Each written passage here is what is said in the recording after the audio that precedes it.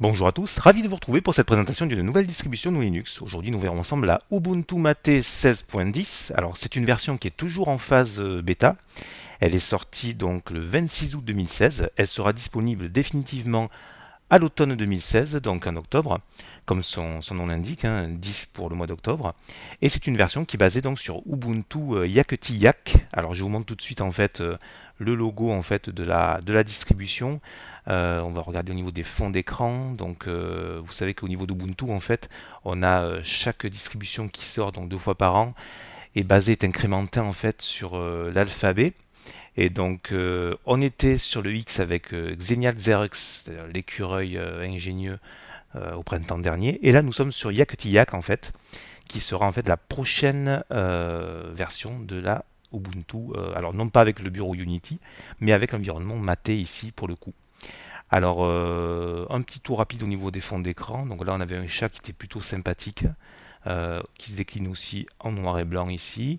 Et puis j'aime bien aussi cette version un petit peu rétro en fait avec euh, on a ici des 45 tours tout simplement à l'effigie de Yakety Yak avec l'environnement maté. Plutôt sympa. Puis on a la même chose ici en gros plan, voilà. Après, ce sont les fonds d'écran de Maté, donc rien de neuf sous le capot à ce niveau-là. Je ferme ici l'écran d'accueil. On va faire un petit tour au niveau du noyau. Je crois que c'est la version 4.4, c'est ça, donc du 18 août. Sans doute le noyau LTS. Ensuite, ce qu'on peut vérifier, eh bien, c'est tout simplement les différents logiciels qui sont installés sur le système. Donc on va vérifier au niveau des applications, au niveau des accessoires du grand classique chez Mate, avec le gestionnaire d'archives un grand pas pour tout ce qui concerne les fichiers en fait compressés. On a Planck pour ceux qui sont férus en fait de doc, vous savez, qui viennent de s'afficher ici. D'ailleurs, on pourrait presque le lancer. Voilà à quoi ça ressemble. On a un doc tout simplement avec la possibilité de lancer les différents logiciels. Pour ma part, je préfère largement avoir un menu classique à la GNOME 2, ça me suffit amplement. Donc vous avez pu voir en fait que j'ai tout simplement inversé, puisqu'au départ, lorsqu'on installe la distribution, on a ce menu qui est ici en haut et on a cette barre qui est en bas. Donc j'ai préféré inverser les deux pour revenir en fait à une configuration assez classique type Windows avec un menu déroulant ici en bas à gauche. Je trouve que c'est beaucoup plus pratique que d'avoir un menu ici en haut qui se déroule. Bon, après chacun voit midi à sa porte, c'est vous qui choisirez. La possibilité de mettre des icônes ici, des petits raccourcis. On va justement regarder l'outil fichier qui est Kaja tout simplement. Kaja dans sa version 1.14.2, donc qui vous permettra tout simplement de gérer vos fichiers, d'organiser tout ça, donc au mieux. Moi j'aime bien Kaja, après il faut aimer le vert effectivement. D'ailleurs au niveau des fonds d'écran c'est pareil, on retrouve toujours cette déclinaison de vert chez Mate. On continue en fait avec la partie accessoire, donc Synapse, sauvegarde. En bureautique, vous aurez la suite LibreOffice qui est présente, donc l'équivalent de Word, Excel, Access, PowerPoint, un outil dessin aussi qui est fort utile. Par contre, il vous faudra franciser donc LibreOffice, puisqu'il n'est pas francisé d'emblée en fait. On a une distribution qui est fournie avec une francisation au niveau de l'outil ici Kaja que l'on vient de voir, mais au niveau de LibreOffice, il faudra que vous francisiez vous-même donc la distribution et que vous rajoutiez en fait eh bien, tout simplement le dictionnaire qui va bien de manière à corriger donc les fautes d'orthographe. Ce que j'ai fait pour ma part, alors ce que je vais faire c'est que je vais vous montrer comment on francise, c'est vraiment assez simple. Il suffit d'aller dans le système en fait et de démarrer ici normalement dans les outils d'administration la software boutique avec le petit centre ici.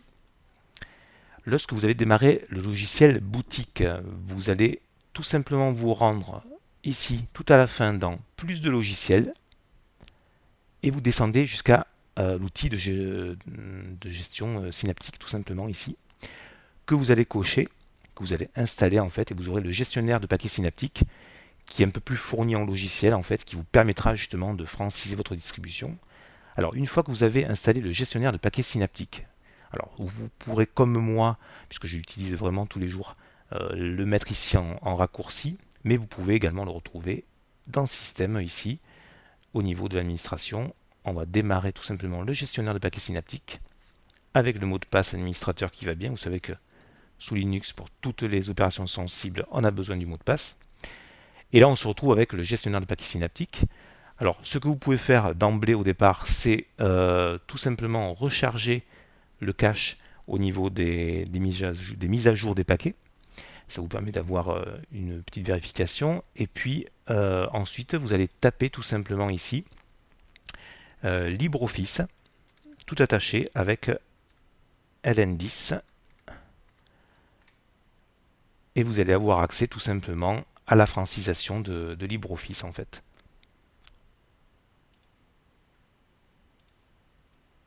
Alors autant pour moi,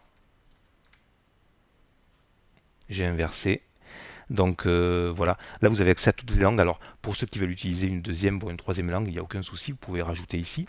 Donc on voit bien ici que le français a été rajouté. Il suffisait de faire clic droit et puis de sélectionner pour installation. Vous avez la case qui va se cocher. Et puis ensuite donc vous allez tout simplement appliquer en fait la mise à jour de ce paquet. Et le paquet va s'installer, vous aurez LibreOffice en français. Si vous souhaitez avoir une autre langue, comme je me disais, vous pouvez tout à fait rajouter d'autres langues. Je n'ai pas rajouté le dictionnaire, alors on pourrait effectivement rajouter le dictionnaire avec Aspel ici. On a l'équivalent français d'Aspel qui doit se trouver par ici, voilà. Donc on peut le sélectionner pour l'installation et l'installer. Pour ma part, je ne l'ai pas fait. L'orthographe est bien présente, la correction est présente, donc il n'y a aucun souci. C'est ici, donc via le gestionnaire de paquets synaptiques, que vous pourrez éventuellement rajouter d'autres logiciels lorsque vous serez un peu plus aguerri. Je conseille pour les débutants, en fait, tout simplement de passer au départ donc, par l'outil qui est ici, qui est beaucoup plus facile d'accès. Hein. La software boutique est beaucoup plus facile d'accès, puisque vous avez en fait des icônes, vous avez des tests qui sont proposés, et puis vous avez différents logos ici qui sont présents. Vous pourrez facilement choisir des logiciels en fait et les installer. Après, pour ma part, je préfère utiliser Synaptic. Je trouve qu'il est beaucoup plus puissant. Et puis on a beaucoup plus de choix, c'est beaucoup plus précis. Mais bon, au départ, commencez par la boutique de logiciels et puis après vous vous lancerez sur Synaptic parce que vous serez un peu plus aguerri. Hormis le fait, comme je disais, le fait de franciser LibreOffice qui est pour moi une étape cruciale et importante. On continue au niveau des logiciels, donc on a vu la partie bureautique à franciser. LibreOffice Math pour les matheux ici. En graphisme, donc on n'a pas GIMP, on a Shotwell pour les images. On a l'outil de numérisation Simple Scan, LibreOffice Draw bien sûr pour le dessin. Au niveau de l'internet, on a le navigateur Firefox qui est dans sa mouture 48, donc c'est la toute dernière hein, ici. Voilà. Donc toute dernière version de Firefox, version 48, plutôt pas mal, avec le petit logo maté qui va bien, le choix entre DuckDuckGo ou Google pour les recherches sur Internet. Pour ma part, j'ai rajouté en fait uBlock Origin et j'ai dû également franciser Firefox. Je crois qu'il n'était pas francisé, donc il faut à chaque fois, bien sûr, ici au niveau des extensions, rajouter en fait le dictionnaire français et puis au niveau des langues, la langue française, bien sûr, que vous allez rajouter et uBlock Origin éventuellement pour vous prémunir, vous voyez, bloqueur de nuisance efficace pour vous prémunir en fait des pubs intempestives. Voilà, je termine sur la partie menu ici. On a vu la partie internet. Je me suis rajouté Chromium parce que j'aime bien avoir deux navigateurs. Je trouve que Chromium est parfois plus intéressant que Firefox, donc j'aime bien voir les deux. Je l'ai rajouté. Transmission, bien sûr, très intéressant pour récupérer des paquets logiciels sur le net. Au niveau des outils système, les grands classiques, hein, on a vu tout à l'heure le terminal, indispensable pour certaines opérations. Ensuite, le moniteur système. Alors au niveau du moniteur système, on va faire un petit tour au niveau de la consommation des ressources. J'étais un peu déçu par cette version de Mate en fait, cette version de Ubuntu Mate en fait, puisque elle est quand même relativement gourmande. Vous voyez, on est déjà à 805 mégaoctets de mémoire vive consommée sur 8 Go certes, mais 806 mégaoctets alors que je n'ai rien lancé quoi.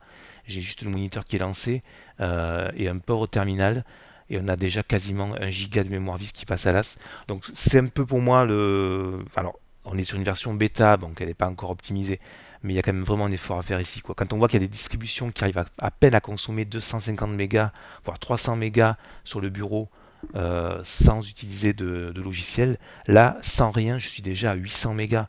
Donc sur un PC avec 2 gigas de RAM, ça va être un peu juste, quoi. Donc si vous avez 4 gigas de RAM, autant l'utiliser, ça peut être intéressant. Mais là, je trouve que c'est quand même beaucoup. C'est un petit peu rédhibitoire pour ma part, une distribution qui consomme, enfin, un environnement de bureau qui consomme autant. Surtout que Mate, en fait, au départ, était un environnement de bureau qui était relativement peu gourmand, hein, puisque basé sur GNOME 2, donc il était censé justement reprendre GNOME 2 pour les personnes qui avaient beaucoup aimé cet environnement. Euh, Là, je ne comprends pas, en fait. On a l'impression que Mate, en fait, prend de l'embonpoint à chaque version. Et là, on se rapproche du giga de RAM consommé, ça m'inquiète un peu, voilà.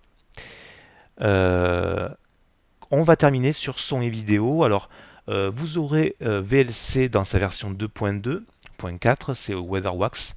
Alors, c'est pas la version 3.0, je crois que parce qu'elle n'est pas encore stabilisée. Elle était présente sur Fedora notamment, pour ceux qui veulent essayer Fedora, vous aurez la version 3.0 de VLC. Là, on est sur une version de VLC qui est stabilisée, donc pas de souci. Ça fonctionne très bien, j'utilise moi au quotidien, donc il n'y a aucun souci. Rhythm and Box pour votre musique. Record My Desktop, c'est ce que j'utilise actuellement pour vous parler et puis enregistrer la vidéo.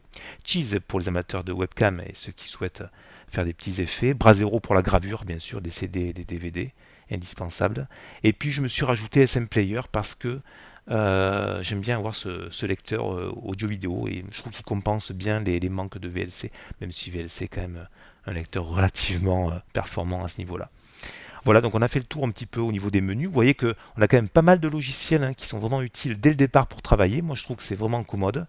On est sur une version bêta, comme je disais, donc on n'a pas vraiment de bugs vraiment intempestifs et gênants. Euh, c'est une distribution moi, que je vous conseillerais, on va dire, pour débuter, hein, un peu comme la Ubuntu, la Linux Mint, ou encore mieux la Antix, hein, qui pour moi est une distribution que j'ai découvert l'année dernière et que j'ai beaucoup apprécié en fait en test et que j'utilise toujours en fait, ce qui est relativement rare parce que lorsque je teste une distribution en général, elle ne dure que 3 4 semaines, voire un gros mois au plus sur mon disque dur. Et là, j'ai toujours une version d'Antix depuis plusieurs mois sur mon ordinateur. C'est devenu mon système secondaire à côté de ma Manjaro. Et là, en fait, cette Ubuntu Mate, elle est relativement intéressante pour démarrer, mais pas forcément sur un ordinateur, en fait, qui n'a que 2 gigas de mémoire vive, parce qu'après, lorsque vous allez vouloir faire du traitement vidéo, ou lorsque vous allez vouloir en fait, enregistrer des vidéos, ou bien du son, etc., vous allez vous retrouver un petit peu à court. Donc, un petit peu dommage, en fait, que cette version Mate soit assez gourmande comme ça. J'ai été un peu déçu à ce niveau-là. Donc à voir peut-être au niveau de la version de terminal hein, qui sera livrée au mois d'octobre 2016. Voilà, donc on pourrait peut-être terminer ici par la partie système administration. Donc vous aurez ici le gestionnaire de mise à jour. Alors la gestion des imprimantes, pour ma part, relativement simple. Hein. J'ai tout simplement allumé ma vieille C4380. C'est une vieille HP en fait classique hein, avec scanner, impression, voilà, qui ne fait même pas du recto verso en fait, eh bien, elle a été reconnue tout de suite en moins de 2 minutes. Donc pour les personnes qui ont des Canon ou des HP, il n'y a vraiment pas de souci. Après, si vous avez une imprimante un peu exotique, bon, ce sera peut-être un peu plus délicat. Mais en général, vous avez quand même des drivers sur Internet chez les constructeurs. Donc la plupart des imprimantes sont quand même relativement compatibles normalement. Le centre de contrôle, toujours intéressant de voir en fait comment on peut aménager au mieux sa distribution. Donc on a ici l'outil donc pour tout ce qui est mise à jour des logiciels avec les différentes sources, paquets, tout ça, autres logiciels, etc. La gestion de l'énergie, bien sûr, avec les économisateurs d'écran, la partie clavier, donc pour franciser le clavier, et puis après, bon, apparence, etc. Donc là, vous aurez le choix entre différents thèmes, c'est à vous de choisir au niveau des arrière-plans, pareil, hein. On a vu tout à l'heure les différents arrière-plans qui étaient proposés. Voilà, tac tac tac. On a celui-ci qui est plutôt sympa aussi. Le support des langues aussi. Donc, ah oui, alors, lorsque j'ai démarré le système, en fait, j'ai fait deux choses. J'ai mis à jour, comme tout à l'heure, je vous ai montré, LibreOffice en français, en passant par Software Boutique et puis ensuite donc tout simplement le gestionnaire de paquets synaptiques. Mais il faudrait également passer par le support des langues et rajouter tout simplement le français. Pour ma part, j'ai supprimé l'anglais qui était présent et j'ai simplement rajouté le français. Voilà, ce sont vraiment les deux opérations, on va dire, à faire au tout début. Franciser LibreOffice, franciser la suite LibreOffice, et puis franciser ici avec l'outil langage.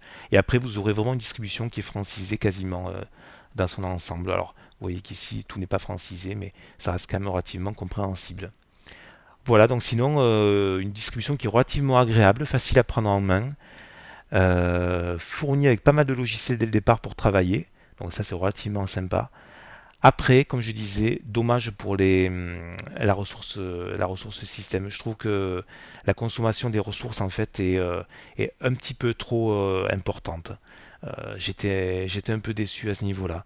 On peut le voir ici au niveau de la consommation.